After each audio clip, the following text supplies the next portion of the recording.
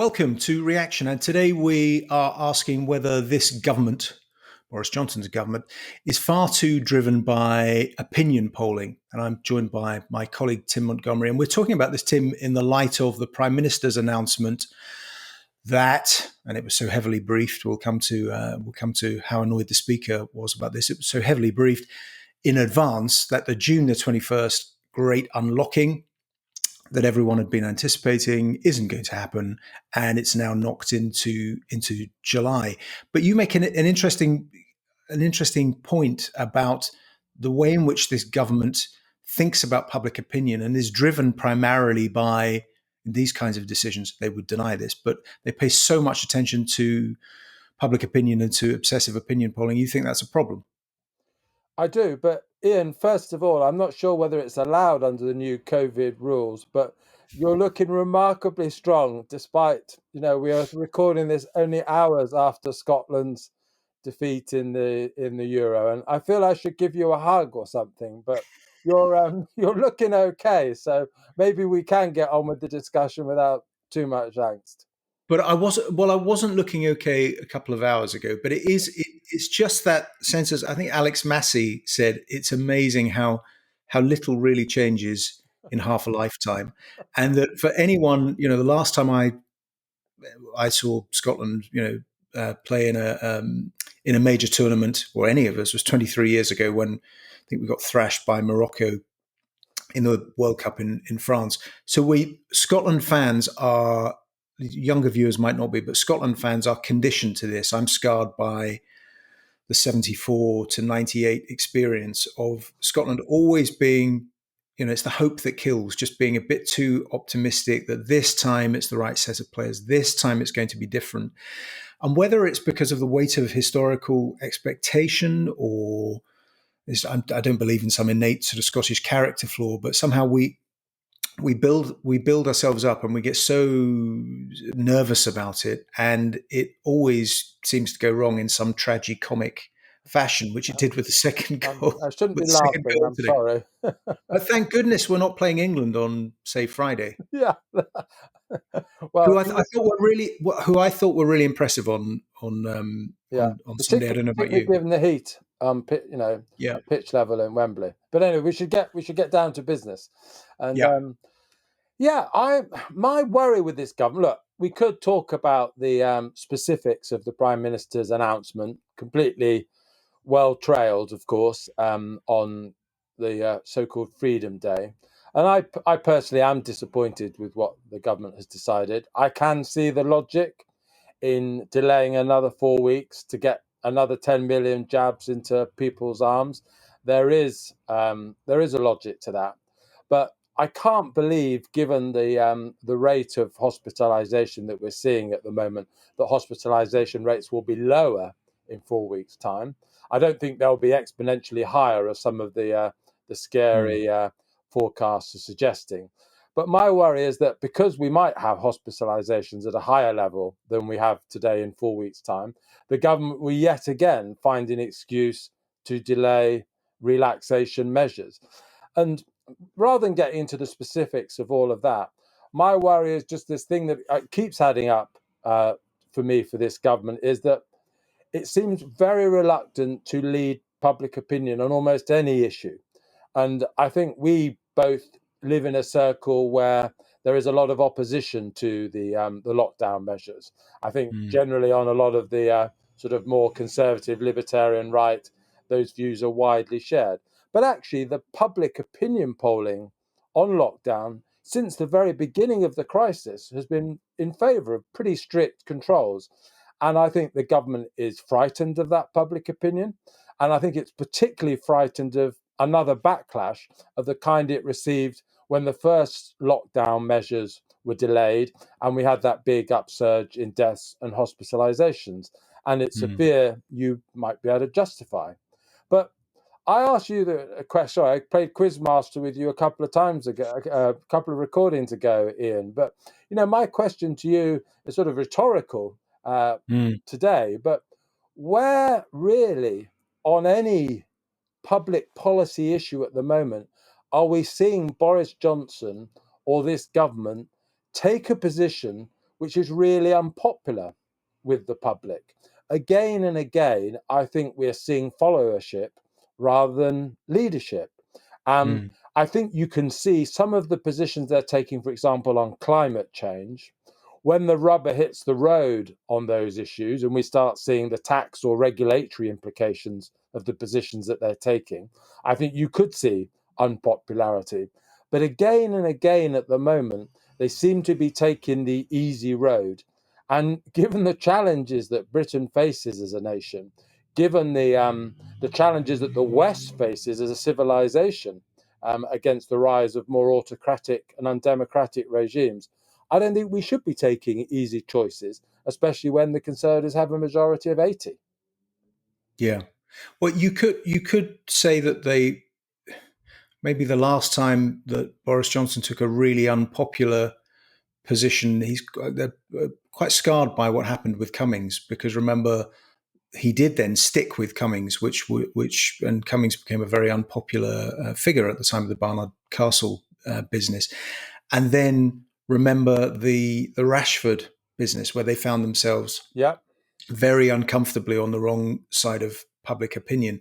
So I get the impression of a government that can't quite believe its luck in terms of what's happening with public opinion, can't, really is, wondering when it will all end. This sense that fusing together of the Brexit party vote with the Conservative vote, plus the red wall effect, which is related to that, puts them pretty much, no matter what happens or what goes wrong or what changes they make, somewhere between 42 and 45% of the vote. So it's quite it's a source of wonderment on their part. You're right about the longer term. You're right about the longer term challenges. I suppose my real concern about the announcement, and that will have been polled endlessly in the last few weeks, but we know that if you have access to lots of taxpayer funded advertising budget,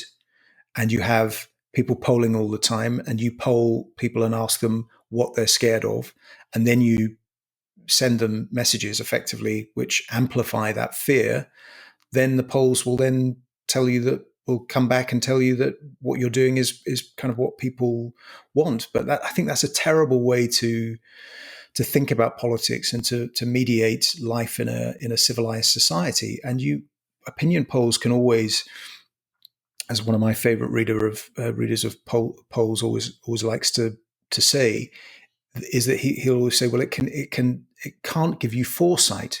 No. It's a snapshot of public opinion, and very, very useful. And some of my favorite people are opinion pollsters, but sometimes you've got to dare to be different, as you say, to challenge opinion. And now we find ourselves stuck in a situation where, and I just don't like when the Prime Minister says that he's confident now about something happening.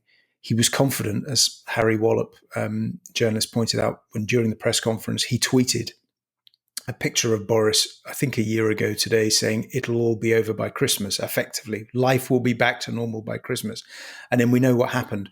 Well, a similar thing I think is happening. And actually, the mood music from inside government is far less confident than Boris Johnson is saying. Mm-hmm.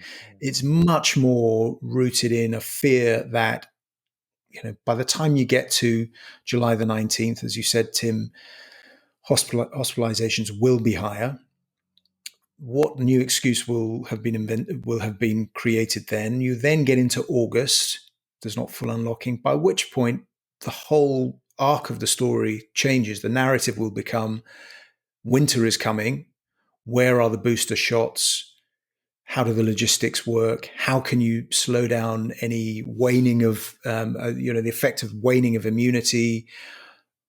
What measures are then introduced for schools and universities and social distancing in September? And before you know where you are in this decision today, you're looking at really not a proper reopening until next spring, early summer, and who knows what. Sorry to sound fatalistic about this, but I think that is the way in which government sees things. And I know that officialdom now talks about this in terms of the fact that we've vaccinated loads of people is a problem.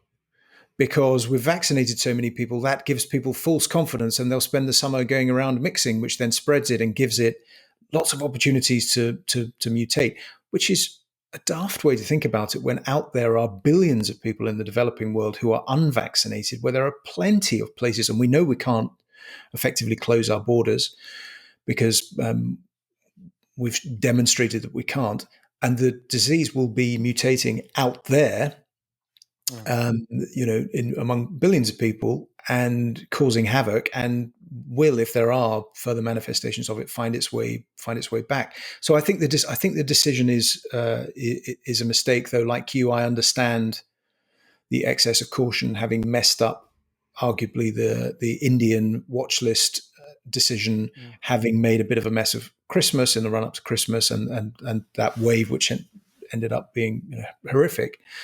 But I'm really concerned that it now means that we're heading into what's effectively, well, I can't even remember. It's into sort of year 2/3, and for all that the Prime Minister says, we've got to learn to live with it. Well, that's not the direction of government policy. And if you really are, I suppose, wanting to be particularly serious about this virus, which understandably we should be, given the impact it's had on all of our lives.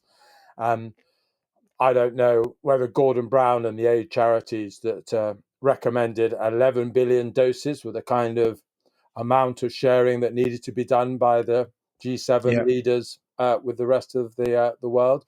But I think we didn't even get to the billion doses this year that I think was Boris Johnson's aim. I think Britain pledged 100,000, America 500,000, but some of those doses actually won't be delivered until the first half of next year. And some of the other nations are still committing money, but not actual vaccines. And so therefore, there is this sort of extraordinary level of vigilance and caution domestically, but we do seem to be ignoring the global picture and the global context in which this virus operates. And of course, we now call it the Delta variant, not the Indian variant, for probably understandable but politically correct reasons. But, the clue was in the name, the Indian variant. It came originally from overseas. And so long as we do not vaccinate the rest of the world, these variants will keep popping up. And so we'll keep having this caution domestically, because really we're not acting internationally, and I think it's that failure to act internationally, particularly after in the context of the G7 summit in Cornwall, that worries me. And we're looking for uber protection of our own citizenry, but so long as we leave the rest of the world underprotected, we're going to remain incredibly vulnerable. Which really doesn't make sense if the argument for this is fear of mutation, and we've talked about before, we're living this, one of the upsides and downsides of the crisis is we're living through it in real time in terms of genomic sequencing, which never happened in an epidemic or a pandemic, or not on this scale. And Britain's a leader in that. So it's being tracked in real time, which does then create the potential for quite a lot of fear. But if mutation over the course of 2-3 years is the concern, then precisely as you say, Tim, then the priority surely should be the vulnerable in the developing world. But that's not happening. The other thing domestically that concerns me, of course, saw this today, was the Speaker, Lindsey Hoyle, with a very powerful intervention. Yeah, it was really something. Strong, it was really something. And he essentially said that the government is behaving in an unacceptable fashion in the way that it's treating Parliament. And I wondered for some time who's going to be the first to say this. And it is a remarkable thing that's happening. Is that we do not have now, and it's understandable, the restrictions, understand why it's happened, but we effectively don't have a functioning parliamentary democracy. It is government by diktat and fiat. It is government by decree and executive order and statutory instrument. And there was a brief period where various MPs tried to mount a some sort of fight back. Mark Harper, David Davis, and that faded away on the back of the second or third wave, whichever one it was. But it's taken the speaker to do it. And I think he's done something really powerful. He's genuinely furious, demanding a meeting with the Prime Minister.